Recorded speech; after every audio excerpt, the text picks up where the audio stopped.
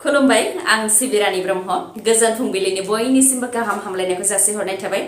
आसा खालामो नोंथांमोना गासिबो मोजाङैनो दङ नोंथांमोननि थाखाय आं गोदान मोनसे भिडिअ लानानै फैबावबाय अननानै भिडिअखौ जोबजासिम नायलांदो फैगौ 17 जुलाइआव उदालगुरिनि दिमाकुसि स्टेडियामाव चेरिटि फुटबल मेच खुंजागोन बे गेलेनाया आइएसएल आरो आई लीगआव गेलेनाय सा सानजा भारतनि राफोद गेलेगिरिफोर जेरै हलिचरन नार्जारी बावरिन्दाव बड' बिनित राय आरो गुबुन गुबुन मुंदांखा गेलेगिरिफोरनि हानजा आरो बड'लेण्ड 11 हानजानि गेजेराव जागोन बड'लेण्ड 11 नि हानजा जेरै गुबुन गुबुन बिफान रेलवे बिफान अइल आसाम इलेक्ट्रिसिटि बोर्ड बेफोर बिफाननि हानजायाव गेलेग्रा मोजां फुटबल गेलेगिरिफ्रा बाहागो लागोन बिटिसिनि गेलेमु बिफान आरो लाइमोन जौगाखां बिफाननि बानजायनायावनो बे चेरिटि फुटबल मेचआ खुंजागोन जायनाखि आसामाव दैबानाजों जानाय खहाखौ सुफुंनो थाखाय Assam सरकारनिया chief minister's relief fund दङ आरो बिटिसि सरकारनाबो बेबायदिनो फान्ड दं बेनिखायनो बे फान्डआव रांनि अनसुंथाइ होनो थाखायनो बे जोलुर बादायलायनायखौ खुंनाय जागोन बिटिसिनि गेलेमु बिफाननि मावफुं सोद्रोमा दावबायसा बर' बिथाङा फोरमायथिनाय बायदिब्ला बे चेरिटि फुटबल मेच गेलेनायखौ नायहैनाय एमपि एमएलए मन्त्रि आरो इएम बिथांमोननिफ्राय 10,000 राङै लानाय जागोन बेनि अनगायैबो माखासे सुबुंफोरनिफ्राय 2,000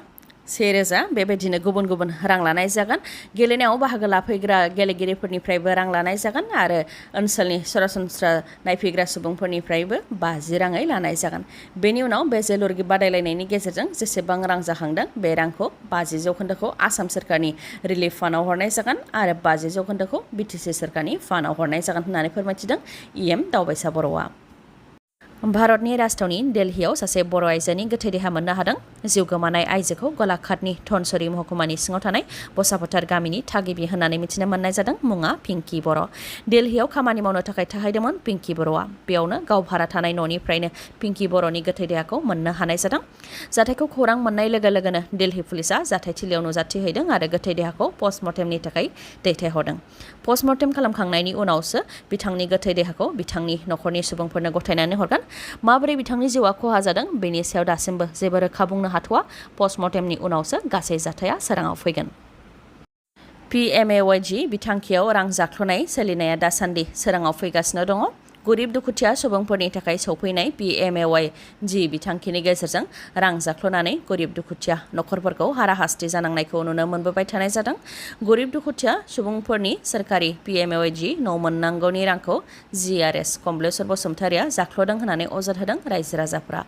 गसाइगाव महकुमानि सिङाव थानाय भरपुर भिसिडिसिनि सिङाव भरपुर गामिनि रायजो राजाफोरनिफ्राय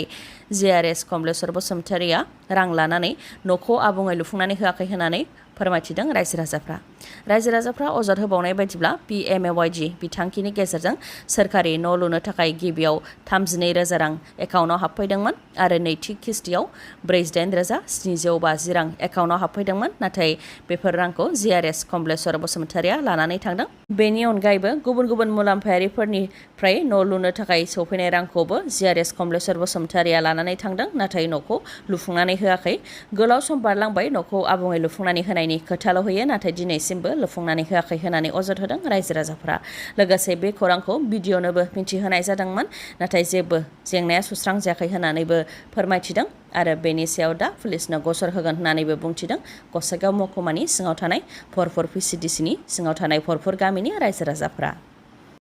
17 बोसोर बैसोनि सासे लाइमोनखौ थांनाय 1 बोसोरनिफ्रायनो जिनाहारि खालामबोदों फरायसालिनिनो खेरानि लमेश्वर दलेया धेमाजि जिल्ला सिमेन्टसापरि पुलिस थानानि सिङाव थानाय सिमेन्टसापरि सिनियर सेकेन्डारि स्कुलाव थाखो 9आव फरायनाय फरायसुलिखौ बे फरायसालिनिनो खेरानि लमेश्वर दलेया थांनाय 1 बोसोरनिफ्रायनो जिनाहारि खालामबोदोंमोन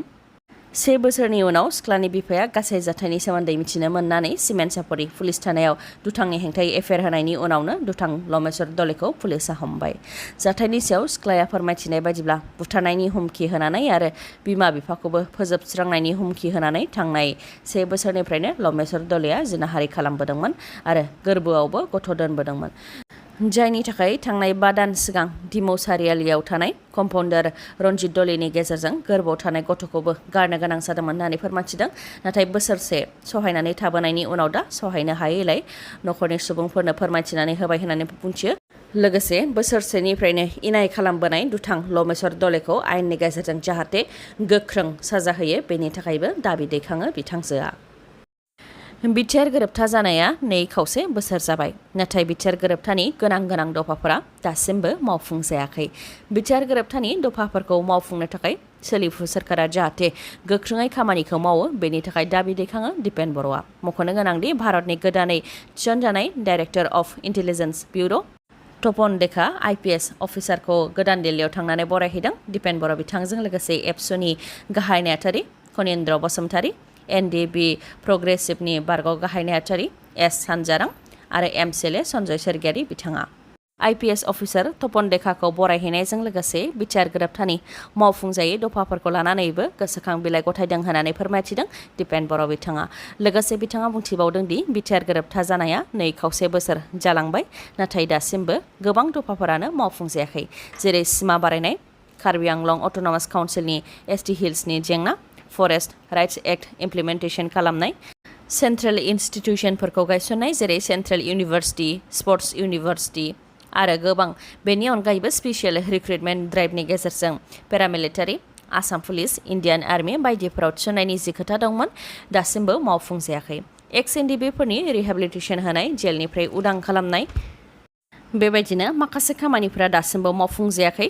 जायनाखि बिटिआर गोरोबथा आरो जेंनाफोरखौ बिथा खालामनानैनो बे सोरखारा दाजादों। बेनिखायनो बेफोर दफाफोरखौ मावफुंनाया सोलिफु सोरखारनि बिबान आरो बेफोर दफाफोरखौ मावफुंनो थाखाय प्रमद बर', गबिन्द बसुमतारी, मिहिनेश्वर बसुमतारी लोगोसे जोंनि MLA मन्त्रि बिथांमोनहा जाहाथे गोख्रों बिबान लायो बेनि थाखायबो दिपेन बर' बिथाङा खावलायो।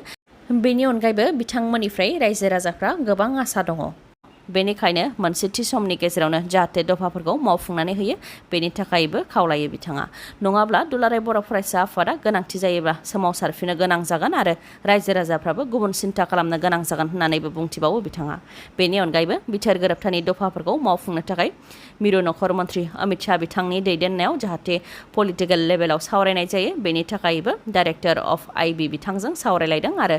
सिमा बारायनायनि खामानि जेरै बिश्वनाथ आरो सनितफोरखौ 6 दाननि गेजेरावनो बिटिआरआव जाहाथे सोसनो बेनि थाखायबो डाइरेक्टर अफ IB तपन देखाखौ खावलायदों होननानै फोरमायथिदों दिपेन बर' बिथाङा।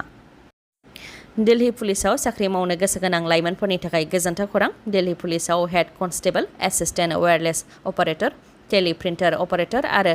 कनस्टेबल ड्राइभारनि लांदां जानानै थानाय पस्टखौ आबुं खालामनो थाखाय फोसावदों। SSCआ बेनि थाखाय अनलाइन आनजाद खुंगोन। Head constable, assistant wireless operator, teleprinter अपारेटराव हौवाफोरनि थाखाय गासै 573 पस्ट आरो हिन्जावफोरनि थाखाय 284 पस्ट लांदां जानानै दङ आरो कनस्टेबल ड्राइभाराव 1411 पस्टनि थाखाय आनजादा खुंजागोन। कनस्टेबल ड्राइभारनि थाखाय बैसोआ 1 जुलाइ 2022 मायथाइयाव 21 निफ्राय 30 बोसोर बैसो जानाय जानो नांगोन नाथाय SC STआ 5 बोसोर रेहाय मोनगोन।